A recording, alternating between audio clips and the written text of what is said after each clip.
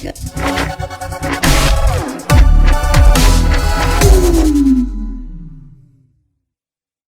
Hey everybody, it's Benny1 and I'm back at you with another ranking video, everybody. And today we're going to rank all 6 live-action Resident Evil movies, everybody. I reviewed every single movie. You're more than welcome to go back and watch the reviews. Because I'm just going to do quick little 1 to 2 minute talks about each movie in this ranking. And remember, guys, it's just my opinion. We all have our own little opinions about rankings, so I want you guys to share down below in the comment section what your rankings of these movies would be, because I have a very good feeling that this list will be, everyone's list will be a lot different, because these aren't some of the best made movies, especially video game movies, because this franchise did not really adapt the source material from the video games fairly well, so this, for me, I had to go off of rewatchability a lot when I made this ranking list. I really did.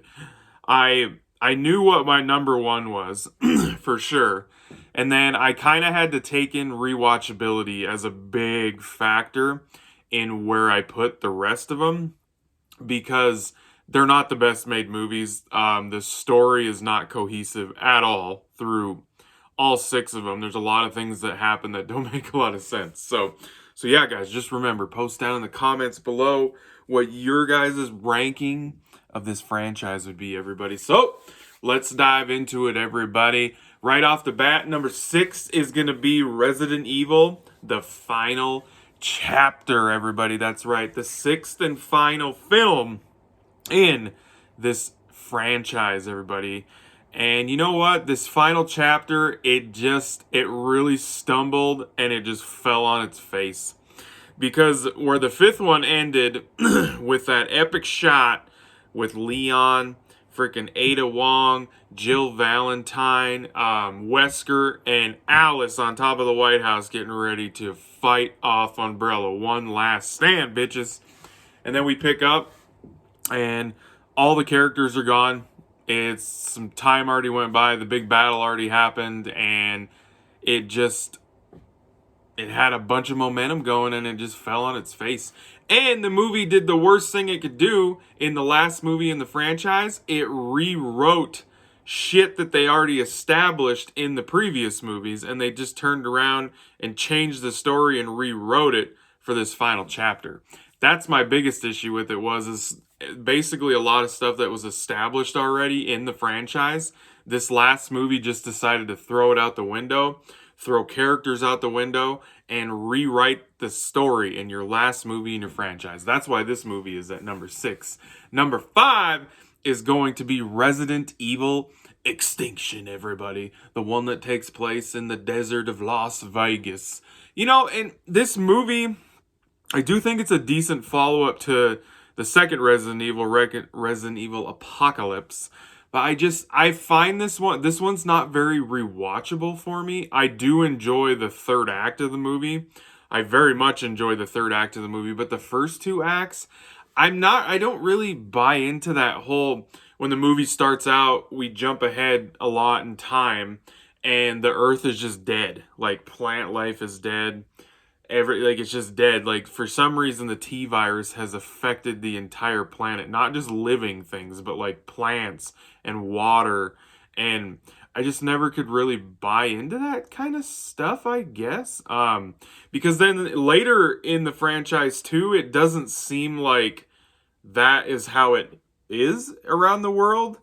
So that's what I mean. Like, the cohesiveness of the stories with this franchise, not so good. So that's why that one was at number 5, everybody. And then number 4 is going to be the OG one, the original one that started it all, Resident Evil, everyone. So this one started it off, and I put this one here because I really just think that they really missed out on not having this take place in the mansion like the video games. And they teased the mansion in the beginning, but then we go down into this research facility called the Hive, and I just think it was a big miss. It was good. The movie is good. It's not a bad movie. It's a good starting off point for this franchise. Mila's great as Alice is introduced, has a pretty solid cast, but the movie is a product of its time. It's that early 2000s action movie. Um, and they did an okay with the zombie shit in the movie. It wasn't too bad, and the special effects were hit and miss, but yeah, I mean, I like the original Resident Evil, but I do like the three movies that I have above it. I find more entertainment out of and rewatchability. So that was number 4. Number 3 is going to be Resident Evil Afterlife, everybody. The 4th Resident Evil movie. You know, after rewatching it this time, when I did reviews for these, I actually enjoyed the 4th Resident Evil movie. For some reason, when I was going back to rewatch these, I was like, man, I don't remember liking the 4th one as much. And then after I rewatched it, I was like, you know what? It actually was pretty.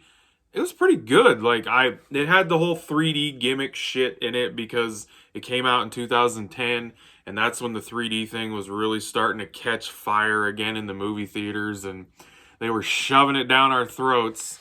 That damn 3D shit. Good God. But yeah, we get introduced to Chris Redfield. Claire comes back for this one, so we get Chris and Claire in a movie with Alice.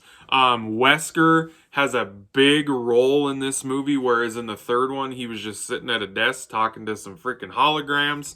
And the 3rd act of this movie is great. That freaking 3rd act on that ship, the Arcadia ship that they've been looking for, that they thought was in Alaska, an area in Alaska. Like, I love the 3rd act of this movie. We get an awesome fight sequence with freaking Wesker when he's all souped up on shit.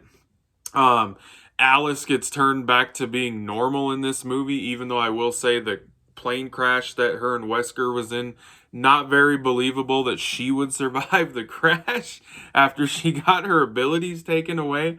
But whatever, it's a video game movie. I mean, what do you expect?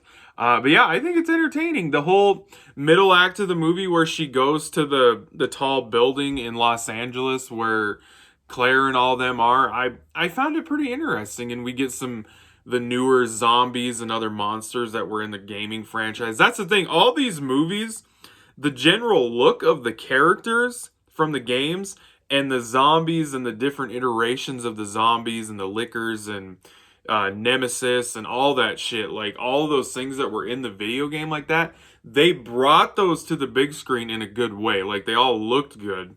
The story, man, the story. But yeah, I enjoyed the 4th one a lot more than I remember, actually. So, and I love where it left off. Love where it left off. They're on the freaking Arcadia, and the Umbrella helicopters are coming in, and that's where the movie ends. So, leaves it on a hanger, like a cliffhanger for sure. So that was number 3.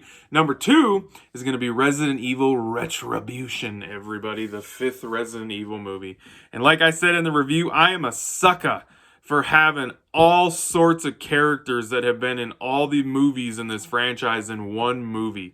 And that's the biggest reason why I like this movie. I love the location, the setting, everything about this movie. It's up in this umbrella facility in Russia, in some old nuclear submarine base.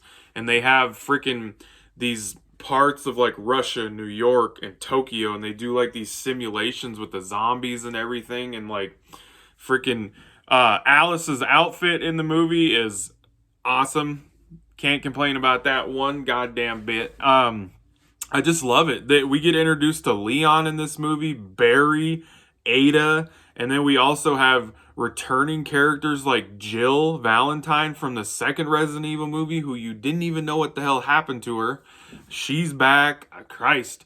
Wesker. There's all sorts of characters in this movie, and I love it. And that's one of the big main reasons why I love it, is because I love when they do that. Like when the Fast and the Furious franchise brought everybody back for Fast 5. Oh, I am a sucker for that shit. Love that shit. So that was number 2. And number 1, everybody, is going to be Resident Evil Apocalypse. Everybody, the 2nd Resident Evil. That is correct. For one thing, there's a few reasons why this is number 1. One of the biggest ones is this is probably the only movie in this freaking franchise that actually kind of adapted the video games the best that they tried to. Because this one actually follows the story of Resident Evil 3, the video game. Because Nemesis is in this movie. He looks fantastic. And the fight scenes with him and Alice are great. All sorts of action. Where the first movie didn't have a lot of action, this one has tons of action. We get introduced to Jill Valentine. Like, awesome. In Raccoon City, like, and we get to see Raccoon City falling apart. The zombies are already taken over, and Alice and Jill, and Carlos, they're trying to escape Raccoon City and we find out who created the T-virus and why he created the T-virus for his daughter. And then that's the thing about the last movie is like they totally rewrite all that. It's a different person, different girl. I don't understand that shit. But yeah, this one captures the spirit and everything of what the video game franchise was the best out of any of these movies. And that's basically the main reason why I put it at number one. And I like it. I think it's an entertaining movie. It's a great direct sequel to the first Resident Evil movie, where the first one left off. This one is a phenomenal sequel to that first Resident Evil movie. And like I said, the action got bigger. The zombies got badder, more badass looking. Nemesis was in the freaking movie, and he looked accurate from what he looked like in the video games. So yeah, guys, that's why I had to put that one at number one, everybody. So that was my ranking for the Resident Evil live action movies, everybody. Remember, I want you guys to share down in the comments what your guys' list of these movies are, because you know I want to chat with you about it. And I appreciate you guys for watching the ranking video. And be catching y'all on the tube laters, because I have spoken.